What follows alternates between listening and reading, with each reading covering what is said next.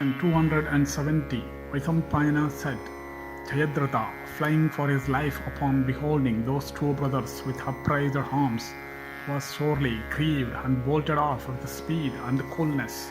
But the mighty and indignant Bhimasena, descending from his chariot, ran after him, thus fleeing, and seized him by the hair of his head, and holding him high up in the air, Bhima thrust him on the ground with violence, and seizing the prince by the head, he knocked him about.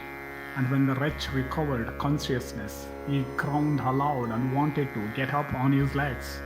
But that hero, endued with mighty arms, kicked him on the head, and Bhima pressed him on the breast with his knees as well as with his fists, and the prince, thus belabored, soon became insensible. Then Falguna dissuaded the wrathful Bhimasena from inflicting further chastisement on the prince by reminding him of what Yudhishthira had said regarding their sister Dussala. But Bhima replied, saying, This sinful wretch hath done a cruel injury to Krishna, who never can bear such treatment. He therefore deserves to die at hands. But what can I do?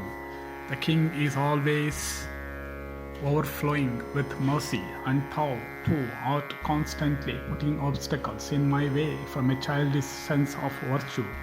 Having said these words, Rikodara, with his crescent-shaped arrow, shaved the hair of the prince's head, leaving 5 tufts in as many places.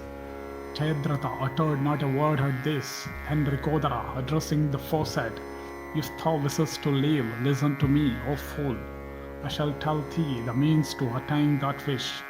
In public assemblies and in open courts, thou must say, I am the slave of the Pandavas. On this condition alone I will pardon thee thy life. This is the customary rule of conquest on the field of battle. Thus addressed and treated, King Jayadratha said to the mighty and fierce warrior who always looked awful, Be it so, and he was trembling and senseless, and begrimed with dust. Then Arjuna and Rikodara, securing him with chains, thrust him into the chariot, and Bhima himself, mounting that chariot and accompanied by Arjuna, drove towards the hermitage, and approaching Yudhishthira seated there, he placed Jayadratha in that condition before the king, and the king, smiling, told him to set the Sindhu prince at liberty. Then Bhima said unto the king, Do thou tell Draupadi that this wretch hath become the slave of the Pandavas. Then his eldest brother said unto him affectionately, If thou hast any regard for us, do thou set this wretch at liberty. And Draupadi too, reading the king's mind, said, Let him off, he hath become a slave of the king's, and thou too hast disfigured him by leaving 5 tufts of hair on his head. Then that crestfallen prince, having obtained his liberty, approached King Yudhishthira and bowed down unto him. And seeing those munis there, he saluted them also. Then the kind-hearted King Yudhishthira, the son of Dharma, beholding Jayadratha in that condition, almost supported by Arjuna, said unto him, Thou art a free man now. I emancipate thee. Now go away and be careful not to do such thing again. Shame to thee. Thou hadst intended to take away a lady by violence, even though thou art so mean and powerless. What other wretch save thee would think of acting thus? Then that foremost king of Bharata's race, eyed with pity that perpetrator of wicked deeds, and believing that he had lost his senses, said, Mayst thy heart grow in virtue. Never set thy heart again on immoral deeds. Thou mayst depart in peace now with thy charioteers, cavalry and infantry.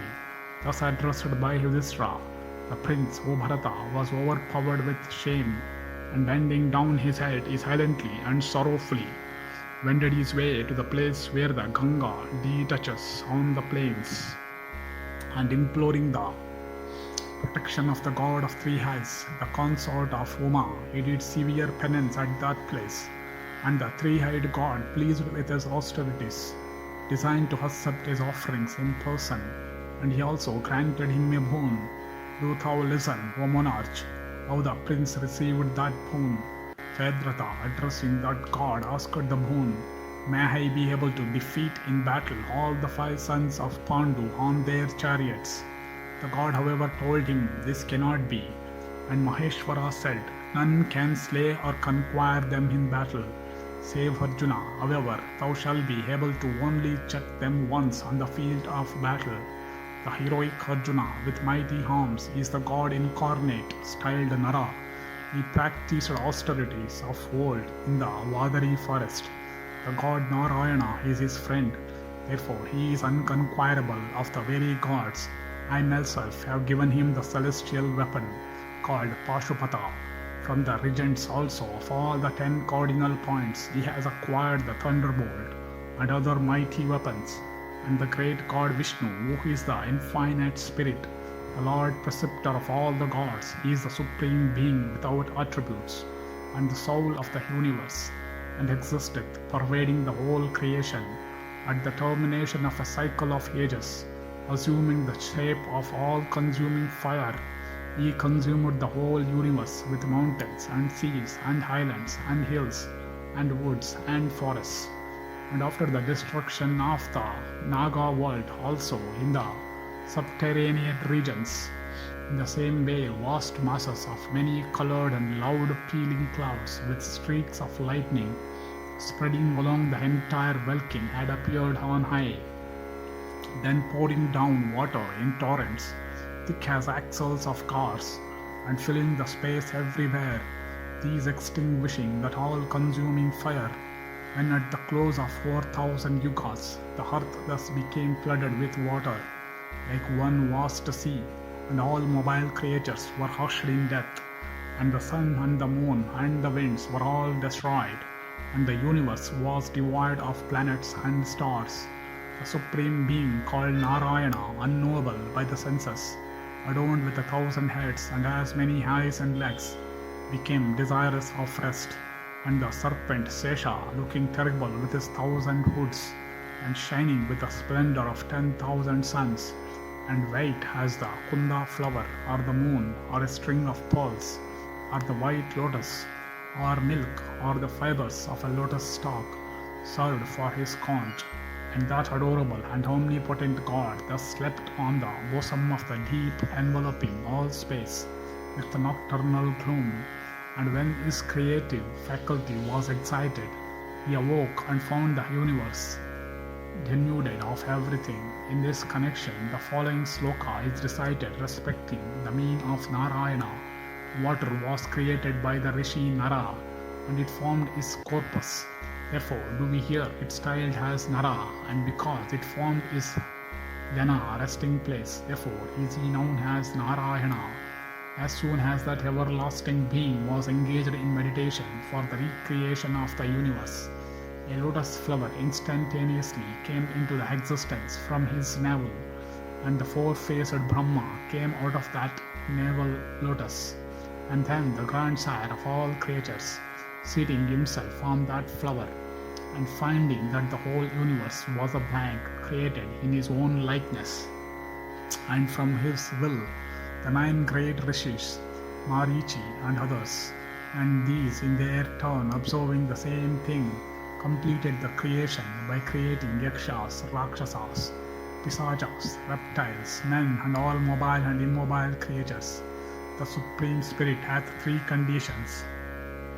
In the form of Brahma, he is the creator, and in the form of Vishnu, he is the preserver, and in his form as Rudra, he is the destroyer of the universe.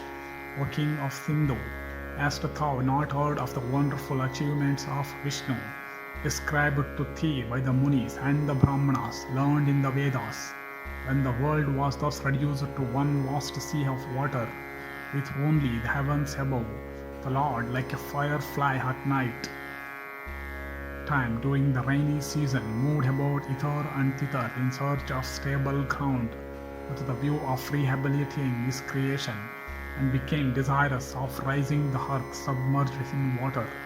What shape shall I take to rescue the earth from this flood?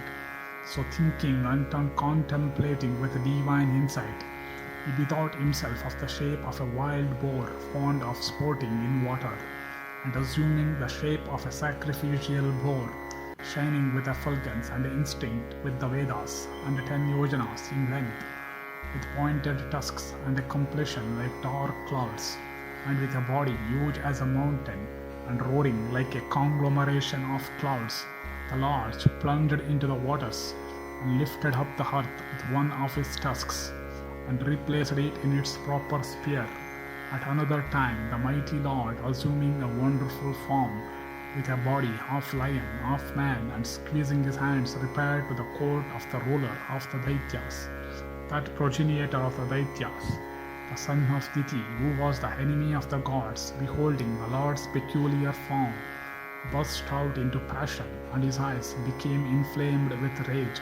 And Hiranyakasipu, the warlike son of Diti, and the enemy of the gods, adorned with garlands, and looking like a mass of dark clouds, taking up his trident in hand and roaring like the clouds, rushed on that being of lion, of man, then that powerful king of wild beasts, half man, half lion, taking a leap in the air, instantly rent the Daitya in twain by means of his sharp claws, and the adorable lotus-eyed lord of great effulgence, having thus slain the Daitya king for the well-being of all creatures, again took his birth in the womb of Aditi, a son of Kashyapa, and at the expiration of 1,000 years, she was delivered of that superhuman conception, and then was born that being of the hue of rain-charged clouds, with bright heights and of dwarfish stature.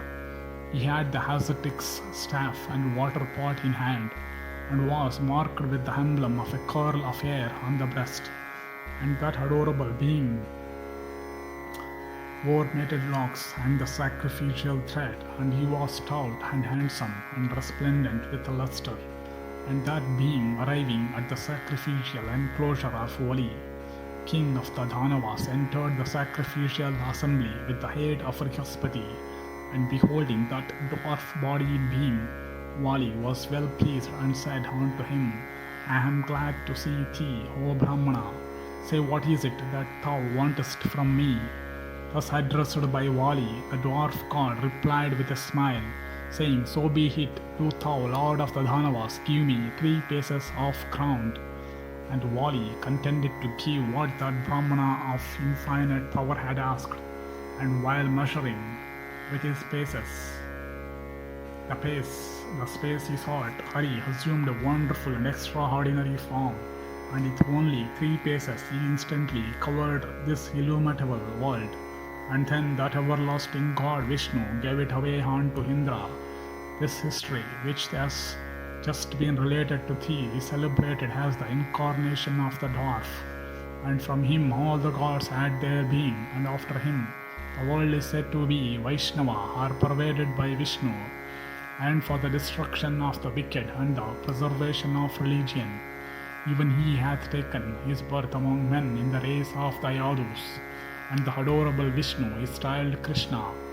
These walking of Sindhu are the achievements of the Lord, whom all the worlds worship, and whom the learned describe as without beginning and without end, unborn and divine. They call him the unconquerable Krishna, with conch shell, discus, and mace, and adorned with the emblem of a curl of hair, divine clad in silken robes of yellow, who, and the best of those versed in the art of war, Arjuna, is protected by Krishna, the possessor of these attributes, that glorious and lotus-eyed being of infinite power, that slayer of hostile heroes, riding in the same chariot with Pritha's son, protecteth him. He is therefore invincible. The very gods cannot resist his power, still less can one with human attributes vanquish the son of Pritha in battle. Therefore, O king, thou must let him alone. Thou shalt, however, be able to vanquish for a single day only the rest of Yudhishthira's forces, along with thine enemies, the 4 sons of Pandu.